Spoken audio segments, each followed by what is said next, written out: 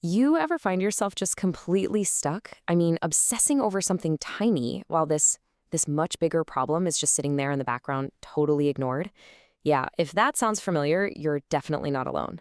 So today, let's dive into why our brains do this little trick. It really comes down to this one question, doesn't it? Why do we panic over the tiny, insignificant things, but then run away from the real, important problems? It feels completely backward, right? But it turns out there's a very clear, very human reason our minds work this way. And that whole answer, it really just boils down to one single powerful idea: control. See, it's all about what our brain thinks it can handle versus what it sees as just a totally overwhelming threat. So let's break it down. On one side, you've got the small problems, like agonizing over the exact wording of an email or planning the perfect travel route. These things, they have clear steps. They have a finish line. They feel solvable, which gives our brain that satisfying little hit of, hey, I did something. But then you have the other side, the big problems. We're talking about those deep fears, those huge life decisions, the anxieties about the future. They don't have a single checklist, do they? They're messy, they're huge, and honestly, they feel absolutely terrifying. Facing them means facing total uncertainty, and our brain is basically wired to nope right out of that feeling. So here's the thing. This isn't random. It is a consistent psychological pattern. We subconsciously trade our massive, terrifying fears for these small, manageable worries. And this pattern of avoidance, well, it shows up in some really familiar ways. Oh, this one is so universal. I mean, it's so much easier to get stuck in a loop, stressing for hours about how someone interpreted one single text message than it is to actually sit with that deep, uncomfortable feeling of being lonely.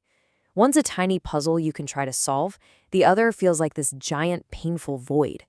Or what about all the mental energy we pour into planning the perfect vacation schedule or organizing every single minute of next week? We do this because it's way, way easier than facing that huge, scary question of what our future actually holds. We micromanage the calendar so we don't have to deal with the anxiety of the unknown. And this one can be really tough. It is so much easier to obsess over perfecting tiny details, maybe in a project or our appearance, than it is to look in the mirror and start the really hard work of fixing the core habits that are genuinely holding us back. That little obsession, it's the perfect shield against real change. Okay, so all of this is building toward a huge shift in perspective. We need to completely reframe what we think overthinking actually is, because for most of us, what we've been told is just wrong. And here it is. Overthinking is not a character flaw. It is not a sign that you are weak. It's a distraction. It is a super effective subconscious trick your brain uses to pull your attention away from a much bigger, much scarier emotional threat. So when you get right down to it, that's what overthinking is. It's a mental shield. It's this defense mechanism our mind puts up to protect us from the truths, the fears, and the problems we're just too afraid to look at head on. It's a buffer zone between us and the really difficult reality. And all of this leads us to one final essential truth. If you only take one thing away from all this, I really hope it's this next idea. It's simple, but it's also incredibly profound. We fear small things because we're avoiding big truths. So the next time you feel your mind just spinning and spinning over something small, just pause and ask yourself, what's the bigger truth I'm trying not to see right now? What is this tiny worry really protecting me from?